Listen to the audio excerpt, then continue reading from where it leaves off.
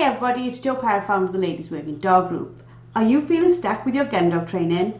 Trust me, you're not alone, and that's exactly why you need to be here. Every week, we're bringing you the best tips and hacks to make training your Gundog easy peasy.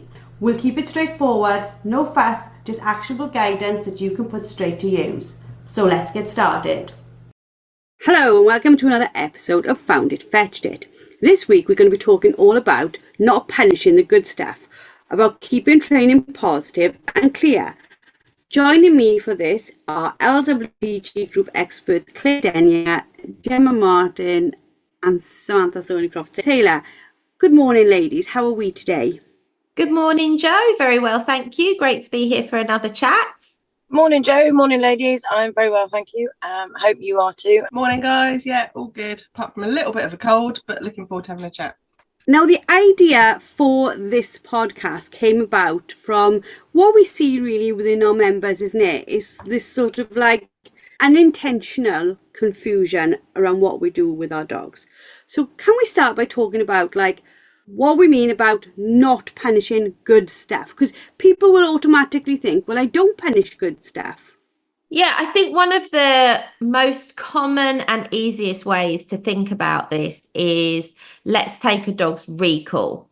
And so often you see somebody in the field or out at the park, they're recalling their dog is completely ignoring them, but they keep recalling the dog and they change the recall word and they start saying, what's this? And all these other things come out of their mouths. And when the dog eventually gets back to them, they put the lead on and they're really cross and they say, that's it, you're not going off lead again. And you're such a naughty dog. And so when the dog has eventually come back, what's happened is they've told the dog off for essentially coming back, rather than dealing with the situation when the dog was out there ignoring them. Instead of going and get the dog and doing something about it to rectify the situation, they've continued to call the dog. And when the dog eventually gets back, they've told the dog off. So that's a really easy way of kind of viewing this sort of topic.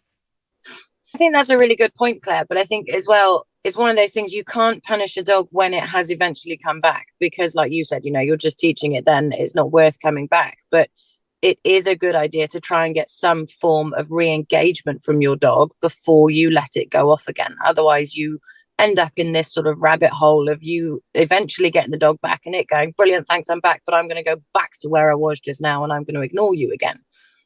So it might not necessarily be like putting back on the lead, but just a little tiny recall or a sit stay or, a follow me game. Just rebuild that engagement without punishing the fact that the dog came back.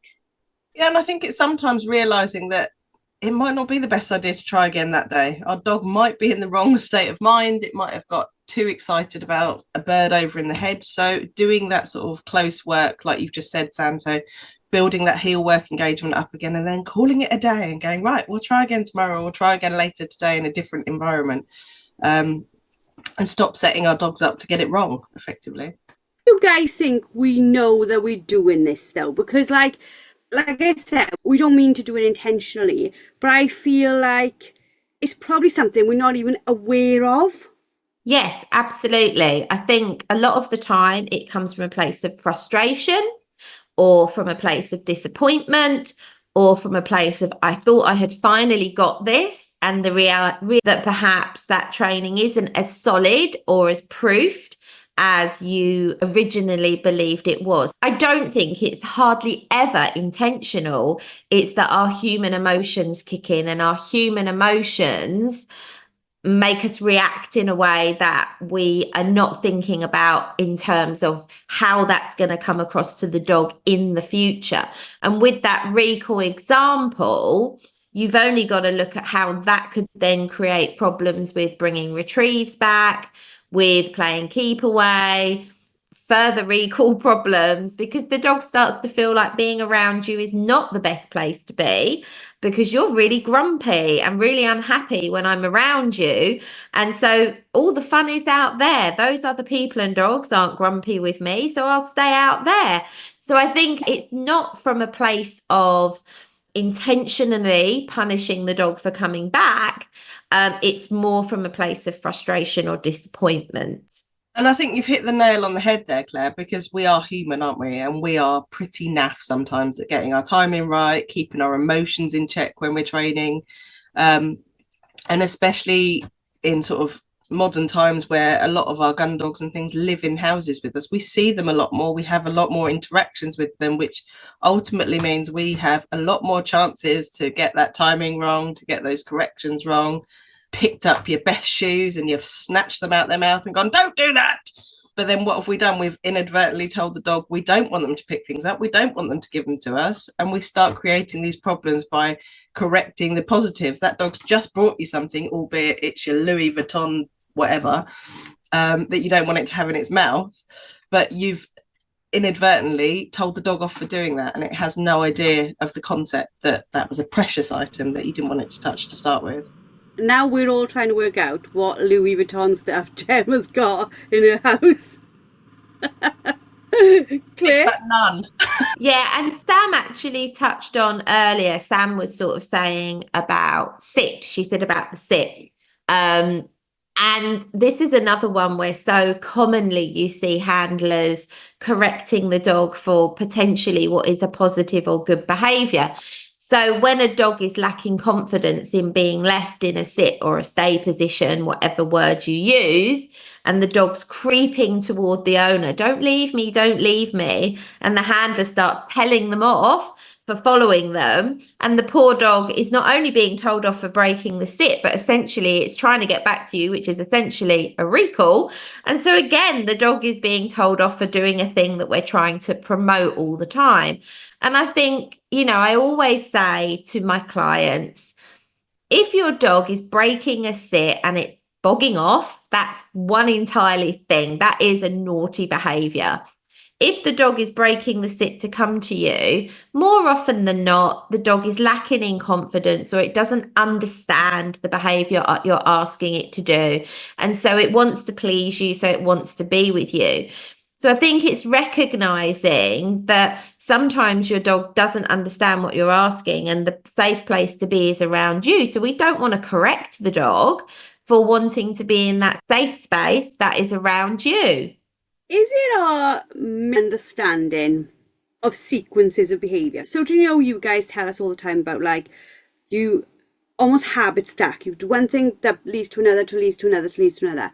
Do we not see as handlers are consequences of this behaviour from us on the sequence? Am I making sense with that? You are, absolutely. And I think it slightly comes back to human nature, because we get our emotions involved, but we always want to be 1, 2 or 3 steps ahead of where we are. So we can often end up needing to, or in a position where we end up correcting a behaviour because we've moved too fast, because we haven't read the body language or the behaviour correctly. So, things like if you send a dog out on a retrieve, but you've pushed the distance, and so the line gets a little bit wobbly further away from you, and you then end up inputting a stop whistle or a correction of some form, you're not helping the dog to gain confidence. You set it up potentially for failure to begin with, and then you're telling it off and you're putting the wrong emphasis, I guess, on the stop whistle, because we want that stop whistle to be an absolute positive thing. We want the dog to know it stops and it gets rewarded for stopping, be that with another retrieve or whatever reward you use. But using that positive stop whistle as a correction for something that was our human failure in the first place can very quickly unravel. Yeah, that makes sense. And I suppose for people who are doing this inadvertently, what they end up with is a dog that must almost feel like it's going backwards, and they are probably thinking, why are you going backwards? Why are things that were working not working? Why are the things that weren't working getting worse? It must have this huge negative effect on the dog's training and leave us scratching our heads. Yeah, and it can have a massive effect on the dog's confidence as well, because if we're always correcting that line or always stopping them or always doing some sort of interruption, they start doubting themselves and what they think they're supposed to be doing. So they start getting sticky, start maybe doing spins that weren't there before. They start refusing to go at all. I've seen some dogs go, no, I'm not going, because I always start going and you stop me, so I don't understand. And so it's being really aware of those things and trying not to use a stop as a correction, because we, like Sam said, we want our stops to be nice and positive, our dogs to spin around and go, oh, sorry, what do you want? If it is going wrong, taking that time to reset and go, okay, that's probably because I've extended the distance far too quickly and the dog's lost a bit of confidence, it's got a bit confused. Maybe using tracks again to build those straight lines, and just going back those few steps rather than trying to overcomplicate it and then damage other parts of your training to try and, so just stop for a minute, reassess everything and think, how can I make this easier for my dog to get it right so we can carry on building on those foundations? These are really valuable points to talk about, and it is something that comes up in training all the time, and what Sam and Jen were just saying is entirely right.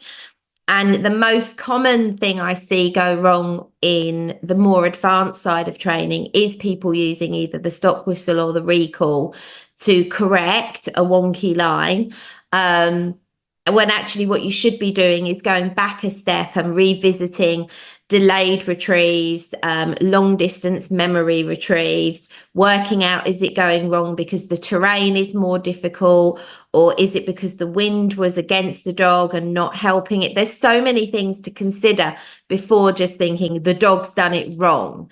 Dogs don't intentionally do things like that wrong. So it is okay if the dog has gone off track. With some dogs, I'm going to put a caveat on that, with some dogs it is okay to call them back, but if you do that, you've got to do it in a jolly happy way. You've got to call the dog back and then rebuild the dog up before you send it out again.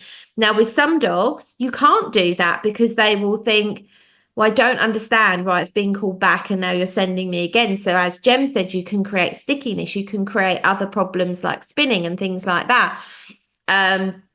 So if you are going to call the dog back, if that is a suitable for correction for that dog, you've got to do it in a happy way and really make the dog understand that coming back was fantastic and now let's try again. But you might only be able to do that once or twice before the dog starts doubting itself on that line anyway. And then the situation and the problem could actually become worse, not better. And then the stop whistle, you know, if you've stopped your dog as a correction, you've then got to praise the dog for stopping before you do anything else. The dog has to know that the stop was okay and was good. So it's so important in training to be very mindful that if you do need to stop the dog or call them back, that you're doing it in such a way that they recognize you're happy with them for following that instruction, and that it isn't a correction, because it shouldn't be a correction. And I think that's what we're trying to get across.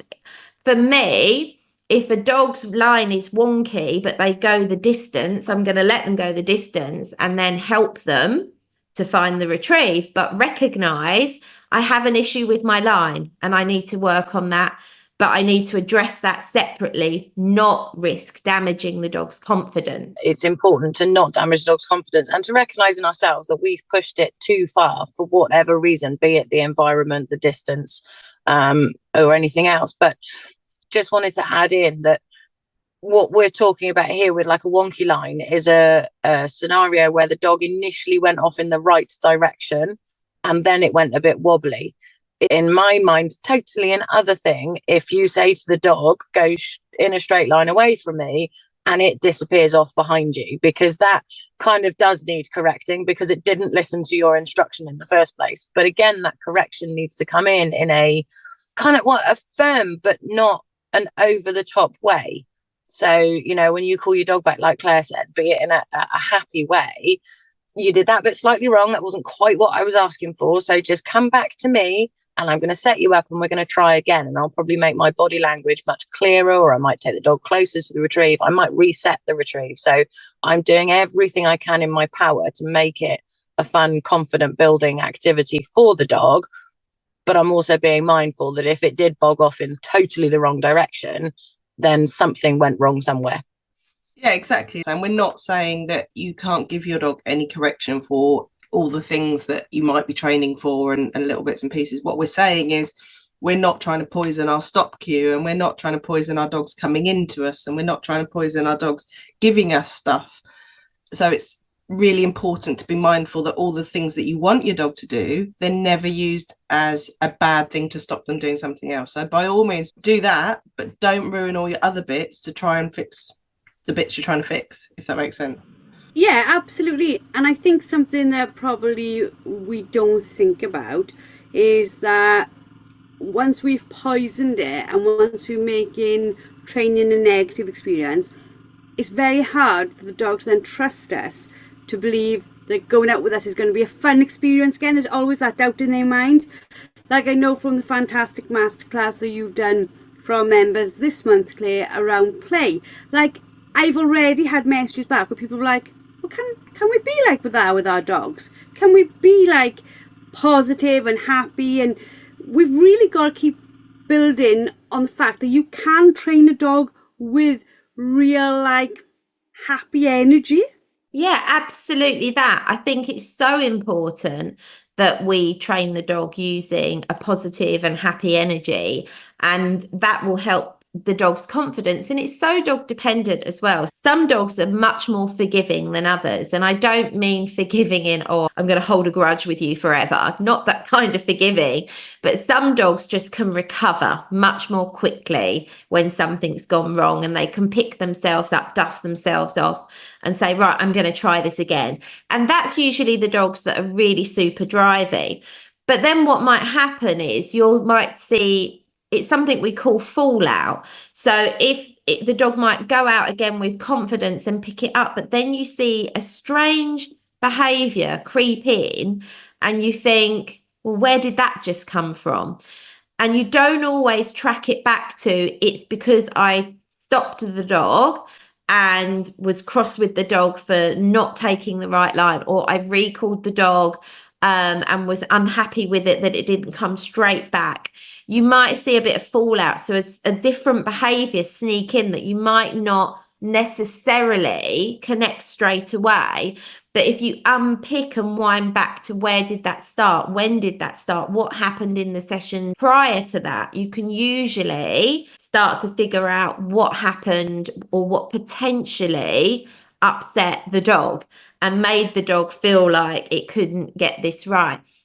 And you see this so much with dogs on delivery of the retrieve. If they make a mistake, it's so common. If they've made a mistake, say they've run in on a retrieve, that is so common. If a dog's run in and the handler has like shouted at the dog for running in, and the dog hasn't then responded to that, and they get the dummy, and once they've got the dummy and they turn and they're on their way back to that handler and they're thinking, oh no, I ran in, I'm in so much trouble. So then you get another behavior starts to display because the dog has a history of being told off for coming back in a certain scenario. And so it can start to create other problems within your training. So it's just being mindful. And this is where making notes on things that have gone wrong and how you corrected them and was that effective can be useful, or videoing yourself training your dog so you can see your dog's body language from a different angle. All of those things can help you to see what's really going on. I bet we never really think about that, do we? I know for me, I would see that as the same thing. I'd think, oh, she's running, poor Elle, again the row again. She's running and now she's messing with the dummy. And I would see it like she'd not made the decision to do those two things together, but that's what's happened. I wouldn't stop and think, she knows she's going to get that row coming back, so she's, playing keepy outy to delay that ongoing argument we've got going on. But then when you just explained it like that, I'm thinking, no, it's logic, but it's a little bit like, oh my God, why didn't I think about that? Because if we look at things like our children, that's what they do. One misbehavior then becomes them acting the fool rather than coming back and getting, a telling off for it. I'm wondering how many women will be listening, and men will be listening to this. I wonder how many women and men will be listening to this thinking, I've never actually thought about that section of this. And it's human nature, isn't it? I mean, the amount of times we're with clients and maybe their dog runs in and they sit there going, oh, you're like, nicely, take the dummy nicely. You have to forget about what's just happened, despite being really, really frustrated. It's not worth ruining your retrieve over. So that's gone, that's done. Yes, the dog ran in, but we need to forget about it, focus on the bit that's going on. So take our delivery really nicely, tell the dog they're clever for giving it back and delivering nicely. And we're going to reset again and not enable the dog to get it wrong again. So we might use a steady tab, or we might have the lead looped around them or something so that they can't get it wrong again and repeat that behavior. And then we can work on getting their nice steadiness and build that retrieve again. But there's no point losing your rag because they've run in, they've done it now. You're only going to mess up your delivery and your retrieve. Like Claire said, they start being fools and running around us again. I don't want to come back and get that telling off because I know I've done it wrong. Yeah, absolutely that, Gem. And that's when you, instead of losing your rag in that moment, you'd say, okay, so the next time I set the dog up for this retrieve, I need to do a setup differently. Perhaps you might consider putting the heeling lead on. And so when you take the lead off, you've got control of the dog so that they don't run in, and you can very easily overcome that. So I think too often, through right back to the beginning of where we started this conversation, too often in the moment, the frustration or disappointment that the thing went wrong overrides your logical thinking of, oh, I have a problem here.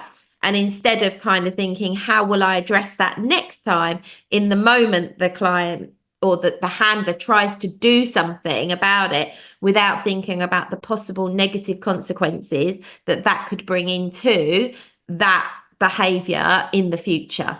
Yeah, I think that's where it is really important to, to use a phrase that I think we all use in our behavioural work quite a lot, to look rather than just at the symptoms of what you're seeing. So the play and keep away or the spinning on a retrieve, look at the root cause and work with that one, because it's all well and good trying to sort of skirt over what the dog is doing in that moment. But if we don't fully understand why it's doing it, it makes it much harder to then push forward. And something one of you guys said just then, it sort of sparked another behavior that we often find could be used in a negative way. And that's sort of, well, I can't get my words into gear, but essentially, if your dog has made a mistake and if you've let your human emotions override, a lot of people would get the dog back, put it on the lead, frog march it to the car and put it in the car, really sort of not nastily, but hastily or in a cross fashion. And actually, by doing that, we're then turning what should be a positive association with a car potentially into a negative experience. So the next time you go out in the car, they then start to go, well, I don't really want to go in that thing because actually it wasn't very pleasant last time I got in it. And nobody wants to have a dog that you can't put in the car and take away with you. You can't put it in the car and take it to a training session or out on a nice walk or away on holiday and stuff. We need the dog to have being put in the car as a positive, fun thing. And if we let our emotions get in the way and we use it as a correction or a consequence, it can very quickly unravel on us. Yeah, exactly, Sam. And we look at this a lot when we do sort of crate training with dogs as well. And people say, oh, don't use the crate as a punishment. And that's entirely right. We don't want our dogs to view their crates or their bed as somewhere negative to go. So even when we're talking about puppies needing a timeout because they've got a little bit overtired or a bit overstimulated and they're getting a bitey and maybe they need a timeout in the crate for some peace and quiet and downtime, we're still not putting them in there in a way that goes, oi, you're a horrible little puppy, get in your crate, I don't want to deal with you. It's still in your bed, have a treat, shut the door, right now settle. So I think that's a really important point to make. Yeah, I couldn't agree more, Jem. And if I think about my situation at home right now with Jeannie recovering from her elbow surgery 2 months ago, if I had used the crate in that kind of context with her being on so much crate rest would be so much harder for her right now. And that's not to say I haven't used the crate for times out when she was overtired as a puppy or relentlessly, annoying the adult dogs and things like that. But I wouldn't put her in aggressively or telling her off. I would just gently guide her to the crate and say, come on, in you go, sweetheart. settle her down and let her rest, which means although the crate was so beneficial for me for using for those circumstances, there was no negative association with the crate from doing that. And so now, with her being in the crate for such long durations of time in between her physios and her exercise times, she's completely fine with that. Like right now, she's in the crate down by the side of me here, and that's a lovely place for her to be. So it's always thinking of the bigger picture and looking outside the box and, you know, could this, what I'm doing now to correct this behavior, create me future problems, and being mindful of those things and just having those conversations with yourself. I think it's a little bit like seeing the scenes, isn't it? Like, this is one thing going on, that's one scene, that's one clip, one frame on TV, and then you've got to like check yourself before you wreck yourself, and then go on to the next scene, the next bit we're going to look at, because seeing it all as one TV program for once makes you lose perspective and lose all the good work you're doing. I just wanted to agree with Sam about the car as well, because so often people went, oh, the dog's annoying me, I'm going to put it in the car because it's driving me insane. But the car can be used in that way, but it's the way you do it. You know, that's what Sam was saying. It's the way you do it. I remember years ago, and I tell my clients this story all the time, because Indy could be really cheeky. And this was like years ago. She was probably about 5 at the time. And I sent her out on a blind retrieve, and she went out on this beautiful line on this blind retrieve. And she went out there, and she was out there quite a while. And I thought, I'm pretty sure she should have found that retrieve by now. She's in the area. And then I'm watching her thinking, that's not the dummy. I don't know what she's doing over there. And I was like, okay, she's the whole field away from me. I'm not going to get there very quickly. So I decided to just walk over there. I didn't give her any further commands because I could see she was up to mischief. So I just walked out there, and lo and behold, she's out there eating an apple, which was probably about 5 foot away from where the dummy was, this lovely crunchy apple. And she looked at me as if to go, oh no, here she comes. And I thought, how do I deal with this? Because she took a beautiful line out there, but ultimately she's got out there and she has misbehaved. She's decided to have a snack instead of retrieve the dummy. And so I popped her lead on. I didn't even speak to her, and I didn't do anything like particularly. I think she just thought, oh, she's putting my lead on. And I just walked her back to the car.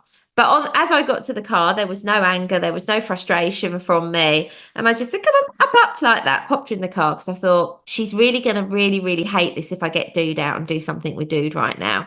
So I just popped her in the car, you know, no aggression. She sat there and watched me get Dude out. And she could see in her face, she's like, no, Dude's going to get my retrieve. And so I got Dude out, and he did the retrieve. And then I went back to Indy at the car, and I was like, come then, we're coming out then. Well, she did that retrieve so perfectly after that. But there was it wasn't done in a particularly, like, I wasn't aggressive. I wasn't negative with her. I just said, you don't want the retrieve? You don't have the retrieve, but you know what? Dude might like that retrieve. And so I used another dog to kind of make her think about her actions in future.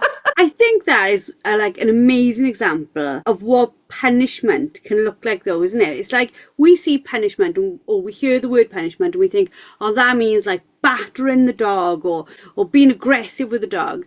Sometimes, and we know this from our own lives, punishment can be missing out. So, ladies, before we wrap up another amazing podcast, what's one piece of advice from each of you that you just want handlers to take away from this and go, this week just work on this, like, to stop causing confusion in your dogs? Don't be scared to make something easier and go back a step if it's going wrong, rather than try and overcomplicate it with stops and things. So yeah, that's my advice. Make it simpler if it's going wrong. Don't be scared to do that.